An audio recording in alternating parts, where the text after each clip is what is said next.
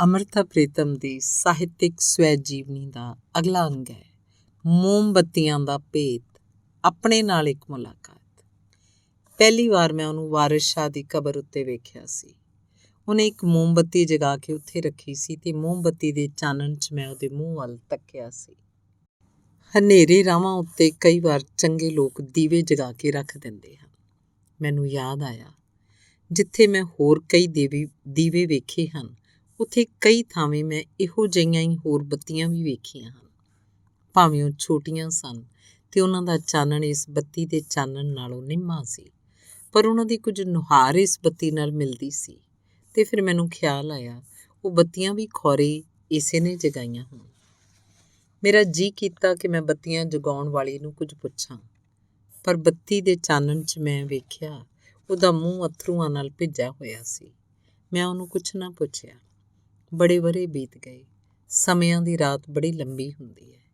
ਮੈਂ ਕਈ ਵਾਰ ਕਈ ਥਾਵੇਂ ਉਹੋ ਜਿਹੀਆਂ ਬੱਤੀਆਂ ਵੇਖੀਆਂ, ਪਰ ਫਿਰ ਉਹਦੇ ਨਾਲ ਮੇਰਾ ਮੇਲ ਨਾ ਹੋਇਆ।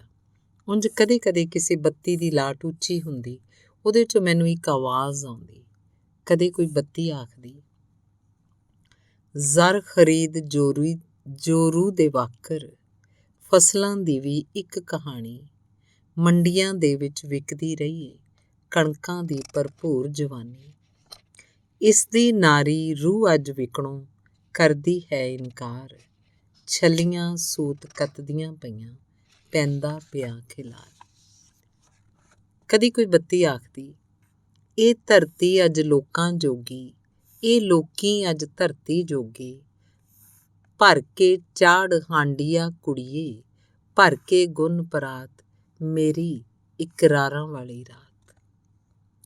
ਕਦੀ ਕੋਈ ਬੱਤੀ ਆਖਦੀ, ਟੁੱਟੀ ਇੱਕ ਪੱਤੀ ਕਿਸੇ ਟਾਹਣ ਨਾਲੋਂ, ਵਣਾਂ 'ਚ ਰੋਹਣੀਆਂ ਬੋਲ ਪਈਆਂ, ਰੋਈਆਂ ਚੂਰੀਆਂ ਤੇ ਛੰਨੇ ਵਿਲਕ ਉੱਠੇ, ਬੇਲੇ 'ਚੋਂ ਦੋਹਣੀਆਂ ਬੋਲ ਪਈਆਂ, ਜਲਾਂ ਥਲਾਂ 'ਚੋਂ ਇੱਕ ਆਵਾਜ਼ ਹੋ ਕੇ, ਕਈਆਂ ਸੱਸੀਆਂ ਸੋਹਣੀਆਂ ਬੋਲ ਪਈਆਂ, ਇੱਕੋ ਆਵਾਜ਼ ਮੇਰੀ ਨਹੀਂ ਉਹ ਆਵਾਜ਼ ਇੱਕੋ, ਆਵਾਜ਼ 'ਚੋਂ ਹੋਣੀਆਂ ਬੋਲ ਪਈਆਂ।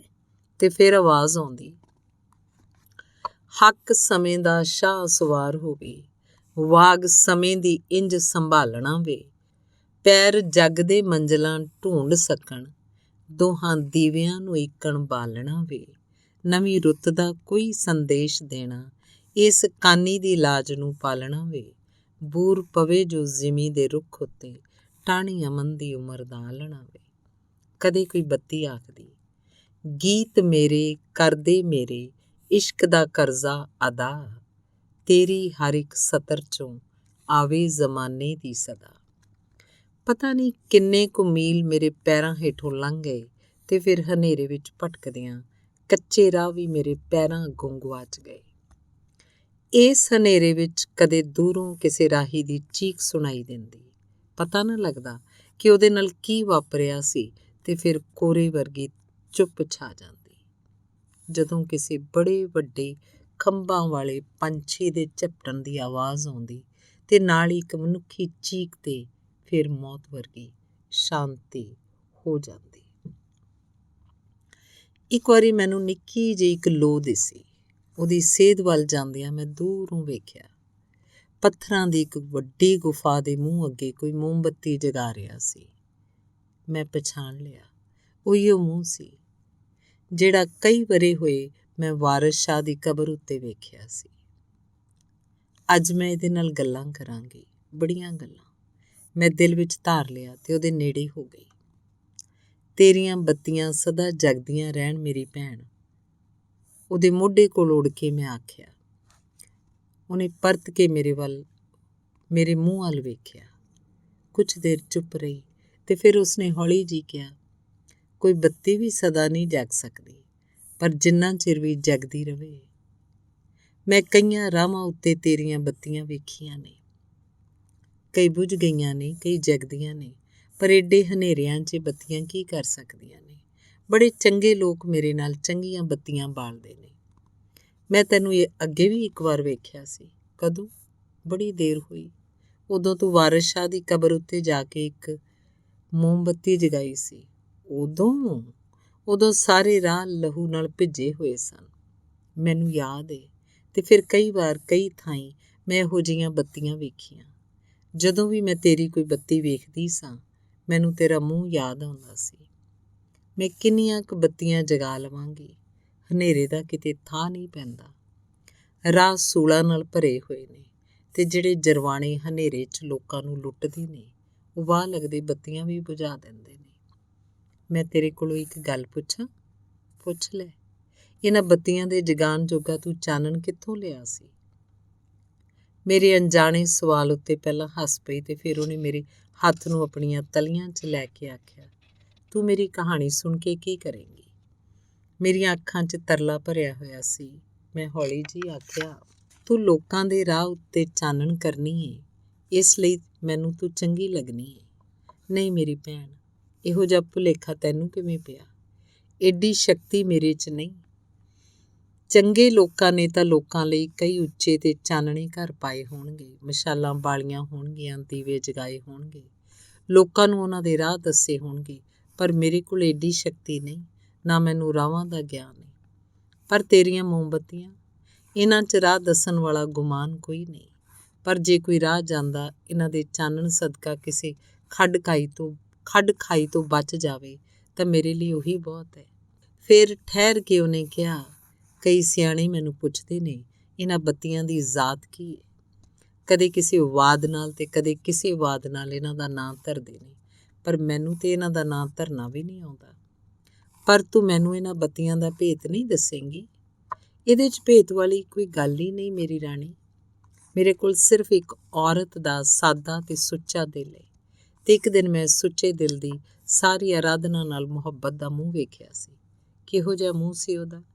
ਚਾਨਣ ਦੀ ਇੱਕ ਲਾਟ। ਫਿਰ ਉਹਦੀ ਲਾਟ ਜਿਹੜੇ ਮੂੰਹ 'ਤੇ ਪਈ ਮੈਂ ਜਾਣ ਲਿਆ ਕਿ ਇਹੋ ਮੇਰੀ ਮੰਜ਼ਿਲ ਦਾ ਮੂੰਹ ਸੀ। ਫਿਰ ਪਰ ਉਹਦੀ ਲਾਟ ਸਿਰਫ ਕਿਸੇ ਦੇ ਮੂੰਹ 'ਤੇ ਪਈ ਤੇ ਉਹ ਮੂੰਹ ਹਮੇਸ਼ਾ ਵਾਸਤੇ ਮੇਰੇ ਦਿਲ 'ਚ ਰੌਸ਼ਨ ਹੋ ਗਿਆ। ਉਹਦੀ ਲਾਟ ਰਾਹਾਂ ਉੱਤੇ ਕੋਈ ਨਾ ਪਈ ਤੇ ਰਾਹ ਹਮੇਸ਼ਾ ਵਾਸਤੇ ਹਨੇਰੇ ਰਹਿ ਗਏ। ਫਿਰ ਮੰਜ਼ਿਲ ਜਾਣਦੀਆਂ ਪਰ ਰਾਹ ਨਹੀਂ ਲੱਭਦਾ ਕਈ ਵਾਰੀ ਹੋ ਗਏ ਨੇ। ਉਹਦੀਆਂ ਤਲੀਆਂ 'ਚ ਘੁੱਟਿਆ ਹੋਇਆ ਮੇਰਾ ਹੱਥ ਕੰਬ ਗਿਆ ਤੇ ਉਹਨੇ ਮੇਰੇ ਹੱਥ ਨੂੰ ਹੋਰ ਘੁੱਟ ਕੇ ਆਖਿਆ, ਮੇਰੇ ਦਿਲ 'ਚ ਹਮੇਸ਼ਾ ਉਹਦਾ ਮੂੰਹ ਜਗਦਾ ਰਹਿੰਦਾ ਹੈ। ਮੈਂ ਜਦੋਂ ਵੀ ਕੋਈ ਗੀਤ ਗਾਉਂਦੀ ਹਾਂ ਉਹਦੇ ਮੂੰਹ ਦਾ ਚਾਨਣ ਮੇਰੀ ਗੀਤ ਦੀ ਮੋਮਬੱਤੀ ਨੂੰ ਜਗਾ ਦਿੰਦਾ ਹੈ। ਇਹ ਮੋਮਬੱਤੀਆਂ, ਤੇਰੇ ਗੀਤ, ਮੇਰਾ ਮੱਥਾ ਨਿਉਂ ਗਿਆ। ਉਹਨੇ ਫੇਰ ਆਖਿਆ, ਤੇ ਮੋਮਬੱਤੀ ਮੈਂ ਅਗਲੇ ਰਾਹ ਉੱਤੇ ਰੱਖ ਦਿੰਦੀ ਹਾਂ ਜਿਹਨੇ ਮੈਨੂੰ ਇਹ ਪਹਿਲੀ ਜਾਚ ਦੱਸੀ ਸੀ। ਮੈਂ ਹਮੇਸ਼ਾ ਉਹਦਾ ਸ਼ੁਕਰ ਕਰਦੀ ਹਾਂ। ਸਾਡੀ ਸਮਾਜ ਦੇ ਰਾਹ ਹਮੇਸ਼ਾ ਹੀ ਹਨੇਰੇ ਤੇ ਕੰਡਿਆਲੇ ਰਹਿਣਗੇ। ਮੈਂ ਹੌਲੀ ਜਿਹੀ ਪੁੱਛਿਆ ਤੇ ਆਪਣੇ ਅੱਥਰੂ ਨੂੰ ਆਪਣੀ ਤਲੀ ਨਾਲ ਪੂੰਝ ਲਿਆ। ਮੈਨੂੰ ਸਿਰਫ ਹਾਲ ਦਾ ਪਤਾ ਹੈ, ਮੇਰੇ ਪੈਰਾਂ ਨੇ ਇਹਨਾਂ ਰਾਹਾਂ ਦੀ ਠੋਕਰ ਖਾਧੀ ਹੈ। ਤੂੰ ਮੈਨੂੰ ਇਹਨਾਂ ਰਾਹਾਂ ਦੀ ਕਹਾਣੀ ਸੁਣਾਏਂਗੀ? ਕੰਡਿਆਂ, ਪੱਥਰਾਂ ਤੇ ਠੋਕਰਾਂ ਦੀ ਕਹਾਣੀ, ਪੈਰਾਂ ਨੂੰ ਵਲਦੇ ਸੱਪਾਂ ਦੀ ਕਹਾਣੀ, ਮੂੰਹ ਤੇ ਝਪਟਦੇ ਜਨੌਰਾਂ ਦੀ ਕਹਾਣੀ, ਤੇ ਫਿਰ ਸਭ ਤੋਂ ਵੱਧ ਖਤਰਨਾਕ ਉਹ ਜਾਨਵਰ ਹੁੰਦੇ ਨੇ ਜਿਨ੍ਹਾਂ ਨੇ ਆਪਣੇ ਮੂੰਹ 'ਤੇ ਭਲੇ ਲੋਕਾਂ ਦੇ ਮੂੰਹ ਵਾਲੀ ਨਕਾਬ ਪਾਈ ਹੋਈ ਹੁੰਦੀ ਹੈ। ਚੰਗੇ ਚੰਗੇ ਲਫ਼ਜ਼ਾਂ ਨਾਲ ਉਹ ਆਪਣੇ ਮੂੰਹ ਨੂੰ ਸਜਾਈ ਰੱਖਦੇ ਨੇ ਤੇ ਉੱਚੀ ਉੱਚੀ ਉਹ ਰੱਬ ਦੀਆਂ, ਧਰਮ ਦੀਆਂ ਤੇ ਅਖਲਾਕ ਦੀਆਂ ਗੱਲਾਂ ਕਰਦੇ ਨੇ। ਤੇ ਜਦੋਂ ਤੁਸੀਂ ਉਹਨਾਂ ਦੀਆਂ ਸੁਨਹਿਰੀ ਡੋਰੀਆਂ 'ਚ ਭਰਮ ਜਾਂਦੇ ਹੋ ਉਹ ਜ਼ਹਿਰ ਦੀ ਭਰੀ ਹੋਈ ਛੁਰੀ ਨਾਲ ਤੁਹਾਡੇ 'ਤੇ ਵਾਰ ਕਰ ਦਿੰਦੇ ਨੇ। ਉਸ ਵੇਲੇ ਉਹਨਾਂ ਦੀ ਨਕਾਬ ਡਿੱਗ ਪੈਂਦੀ ਹੈ, ਤੁਹਾਨੂੰ ਉਹਨਾਂ ਦਾ ਖਤਰਨਾਕ ਮੂੰਹ ਦਿਸਦਾ ਹੈ। ਸੁਨਹਿਰੀ ਡੋਰੀਆਂ ਦੇ ਵਲ ਹੋਰ ਪੀਡੇ ਹੁੰਦੇ ਜਾਂਦੇ ਨੇ ਤੇ ਸੋਹਣੀਆਂ ਤੇ ਭੋਲੀਆਂ ਜਿੰਦਾਂ ਉਹਨਾਂ 'ਚ ਘੁੱਟ-ਘੁੱਟ ਕੇ ਮਰ ਜਾਂਦੀਆਂ ਨੇ। ਇਸ ਜ਼ਖਮੀ ਕਹਾਣੀ ਦਾ ਸਭ ਤੋਂ ਵੱਧ ਲਹੂ ਰਿਸਦਾ ਪਾਸਾ ਮੈਂ ਇਹ ਵੀ ਵੇਖਿਆ ਕਿ ਇਹੋ ਜਿਹੇ ਮੂੰਹਾਂ ਦੀ ਪਾਲ ਵਿੱਚ ਇੱਕ ਔਰਤ ਦਾ ਮੂੰਹ ਵੀ ਸੀ। ਉਹ ਮੇਰੇ ਵਾਲਾਂ 'ਚ ਆਪਣੇ ਨਰਮ ਪੋਟੇ ਰੱਖ ਕੇ ਮੈਨੂੰ ਸੁਆਹ ਦਿੰਦੀ ਰਹੀ। ਜਦੋਂ ਮੈਂ ਸੌਂ ਜਾਂਦੀ ਉਹ ਪਤਾ ਨਹੀਂ ਕਿੱਥੋਂ ਕਿੱਥੋਂ ਜਾ ਕੇ ਮਾਨਸਿਕ ਪਰੇਸ਼ਾਨੀਆਂ ਦੇ ਕੰਢੇ ਚੁਣ ਲਿਆਉਂਦੀ ਤੇ ਮੇਰੀ ਸੁੱਤੀ ਪਈ ਦੇ ਦੁਆਲੇ ਖਿਲਾਰ ਦਿੰਦੀ। ਮੈਂ ਪਾਸਾ ਪਰਤਦੀ, ਉਹ ਕੰਢੇ ਮੇਰੇ ਪਿੰਡੇ 'ਚ ਲੈ ਜਾਂਦੇ। ਮੈਂ ਵਿਆਕੁਲ ਹੋ ਕੇ ਜਾਗਦੀ, ਫਿਰ ਉਹ ਮੇਰੇ ਵਾਲਾਂ ਵਿੱਚ ਨਰਮ ਨਰਮ ਪੋਟੇ ਰੱਖ ਕੇ ਮੈਨੂੰ ਸੁਆਹ ਦਿੰਦੀ। ਇੱਕ ਦਿਨ ਮੈਂ ਕੁਵੇਲੇ ਜਾਗ ਪਈ ਤੇ ਉਹਦੇ ਮੂੰਹ ਉੱਤੇ ਪਈ ਹੋਈ ਦੋਸਤੀ ਦੀ ਨਕਾਬ ਨੂੰ ਵੇਖ ਲਿਆ। ਉਸ ਨਕਾਬ ਦੇ ਹੇਠਾਂ ਇੱਕ ਉਹ ਮੂੰਹ ਸੀ ਜਿਹੜਾ ਮੇਰੀ ਮੌਤ ਮੰਗਦਾ ਪਿਆ ਸੀ ਤੇ ਮੈਂ ਵੇਖਿਆ ਉਹਦੀ ਝੋਲੀ 'ਚੋਂ ਕੰਡੇ ਪਏ ਸਨ ਜਿਹੜੇ ਉਹਨੇ ਮੇਰੀ ਸੁੱਤੀ ਪਈ ਦੇ ਦੁਆਲੇ ਖਿਲਾਰਨੇ ਸਨ ਤੇ ਉਹਨੇ ਆਪਣੇ ਪੋਟੇ ਕਿਸੇ ਵਿਉ 'ਚ ਡੋਬੇ ਹੋਏ ਸਨ। ਮੇਰੀਆਂ ਅੱਖਾਂ ਦੀ ਨੀਂਦਰ ਗੁਆਚ ਗਈ। ਮੇਰੀ ਭੈਣ, ਇਸੇ ਇੱਕ ਬੱਤੀ ਨੇ ਮੈਨੂੰ ਬਚਾ ਲਿਆ ਸੀ। ਇਹਦੇ ਚਾਨਣ 'ਚ ਮੈਂ ਉਹਦੇ ਮੂੰਹ ਉੱਤੇ ਪਈ ਹੋਈ ਨਕਾਬ ਨੂੰ ਵੇਖ ਲਿਆ ਸੀ। ਫਿਰ ਮੈਂ ਉਹਦਾ ਰਾਹ ਛੱਡ ਦਿੱਤਾ ਤੇ ਉਹਦਾ ਵਾਰ ਖਾਲੀ ਚਲਾ ਗਿਆ, ਇੰਜੇ ਜਿਵੇਂ ਹੋਰਾਂ ਦੇ ਵਾਰ ਖਾਲੀ ਚਲੇ ਜਾਂਦੇ ਸਨ। ਮੇਰੀ ਭੈਣ, ਇੱਕ ਚੰਗੇ ਰਾਹੀ ਨੇ ਮੈਨੂੰ ਆਖਿਆ ਕਿ ਅੱਗੋਂ ਹਮੇਸ਼ਾ ਮੇਰੇ ਨਾਲ ਤੁਰਿਆ ਕਰੇਗਾ ਤੇ ਮੈਨੂੰ ਇਹੋ ਜਿਹੇ ਜਾਨਵਰਾਂ ਕੋਲੋਂ ਬਚਾ ਲਏਗਾ। ਫਿਰ ਕਦੇ ਰਾਹਾਂ 'ਚ ਸੁਹਾਣੀਆਂ ਵਾਦੀਆਂ ਵੀ ਆਉਂਦੀਆਂ ਨੇ, ਸੁਹਾਣੀਆਂ ਆਵਾਜ਼ਾਂ ਵੀ। ਇੱਕ ਵਾਰੀ ਮੈਨੂੰ ਇੱਕ ਚੰਗੇ ਮਨੁੱਖ ਨੇ ਆਖਿਆ ਸੀ, ਦਿਲ ਨਾ ਢਾਵੀਂ, ਤੇਰੀਆਂ ਬੱਤੀਆਂ ਅਨੰਤ ਸਮਿਆਂ ਲਈ ਨੇ। ਅਨੰਤ ਸਮਿਆਂ ਲਈ ਹੋਣ ਦਾ ਮੈਨੂੰ ਕਦੇ ਭੁਲੇਖਾ ਨਹੀਂ ਪਿਆ, ਪਰ ਉਸ ਚੰਗੇ ਮਨੁੱਖ ਦੀ ਗੱਲ ਮੈਂ ਪੱਲੇ 'ਚ ਬੰਨ੍ਹੀ ਹੋਈ ਹੈ ਤੇ ਮੈਂ ਕਦੇ ਦਿਲ ਨਹੀਂ ਢਾਇਆ। ਤੇ ਫਿਰ ਮੈਨੂੰ ਉਹਨੇ ਆਖਿਆ, ਤੇਰੀ ਆਵਾਜ਼ 'ਚ ਸਾਡੀ ਸਾਰੀ ਆਬਾਦੀ ਦੀ ਆਵਾਜ਼ ਰਲੀ ਹੋਈ ਹੈ। ਇੱਕ ਵਾਰੀ ਇੱਕ ਹੋਰ ਚੰਗੇ ਮਨੁੱਖ ਨੇ ਮੇਰੇ ਗੀਤ ਨੂੰ ਚੁੰਮ ਕੇ ਆਖਿਆ, ਅੱਜ ਹੁਸਨਾਂ, ਮਹਿਕਾਂ ਤੇ ਰਾਂਗਲੇ ਦਿਲਾਂ ਦੇ ਦੁਆਲੇ ਚੁਤਰਫੀ ਕੰਡਿਆਲੀਆਂ ਝਾੜੀਆਂ ਨੇ ਤੇ ਪਾਉਣ ਦੇ ਹਰ ਝੋਕੇ ਨਾਲ ਬੁੱਲ ਛਿੱਜ ਜਾਂਦੇ ਨੇ, ਰੁਖਸਾਰ ਝਰੀਟੇ ਜਾਂਦੇ ਨੇ ਤੇ ਦਿਲ ਝੜ ਜਾਂਦੇ ਨੇ। ਤੇਰੇ ਗੀਤ ਜੋਬਨ ਭਰੇ ਗੁੰਚੇ ਵਰਗੇ ਨੇ, ਤੂੰ ਗਾਉਂਦੀ ਰਹੋ। ਜ਼ਿੰਦਗੀ ਦੀ ਬੇਤਜਵੀਜ਼ੀ ਉੱਤੇ ਤੇਰਾ ਰੋਸ ਸੱਚਾ ਏ। ਤੇ ਇੱਕ ਵਾਰ ਇੱਕ ਹੋਰ ਸੋਹਣੇ ਮਨੁੱਖ ਨੇ ਆਪਣੀ ਸ਼ਕਤੀ ਤੇ ਆਪਣੀ ਸਿਆਣਪ ਦੇ ਜ਼ੋਰ ਨਾਲ ਮੈਨੂੰ ਇੱਕ ਔਖੇ ਜੰਗਲ 'ਚੋਂ ਸੌਖੀ ਤਰ੍ਹਾਂ ਲੰਘਾ ਦਿੱਤਾ ਸੀ। ਇਹ ਔਖਾ ਜੰਗਲ ਮਾਨਸਿਕ ਨਹੀਂ, ਮਾਇਕ ਔਖਿਆਈਆਂ ਦਾ ਸੀ। ਉਹਦੇ ਕੋਲ ਸਮਾਜਿਕ ਰਸੂਖ ਸੀ ਤੇ ਉਸੇ ਰਸੂਖ ਦੇ ਜ਼ੋਰ ਨਾਲ ਉਹਨੇ ਮੈਨੂੰ ਇੱਕ ਹੱਲ ਢੂੰਡ ਦਿੱਤਾ ਸੀ। ਸਾਡੀ ਵਾਦੀ ਦੇ ਨਾਲ ਲੱਗਦੀ ਇੱਕ ਹੋਰ ਵਾਦੀ ਏ। ਭਾਵੇਂ ਮੈਂ ਉੱਥੇ ਜਾ ਨਹੀਂ ਸਕਦੀ ਤੇ ਨਾ ਕੋਈ ਉੱਥੋਂ ਆ ਸਕਦਾ, ਪਰ ਉੱਥੇ ਵੀ ਇੱਕ ਚੰਗੇ ਆਦਮੀ ਦੀ ਆਵਾਜ਼ ਆਉਂਦੀ ਹੁੰਦੀ ਏ।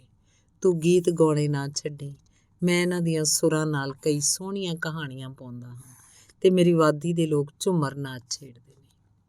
ਫਿਰ ਮੈਂ ਤੇ ਉਹਨੇ ਰਲ ਕੇ ਚੰਗੇ ਲੋਕਾਂ ਨੂੰ ਆਪਣੇ ਦਿਲਾਂ 'ਚ ਪ੍ਰਣਾਮ ਆਖੀ। ਨਵੀਂ ਬਲਦੀ ਮੋਮਬੱਤੀ ਦੇ ਚਾਨਣ 'ਚ ਮੈਂ ਫਿਰ ਇੱਕ ਵਾਰ ਉਹਦੇ ਮੂੰਹ ਵੱਲ ਵੇਖਿਆ। ਉਹਦੀ ਚੁੱਪ ਵਿੱਚ ਵੀ ਇੱਕ ਆਵਾਜ਼ ਆਈ, ਮੇਰੇ ਕੋਲ ਸਿਰਫ ਇੱਕ ਔਰਤ ਦਾ ਸਾਦਾ ਤੇ ਸੁੱਚਾ ਦਿਲ ਏ।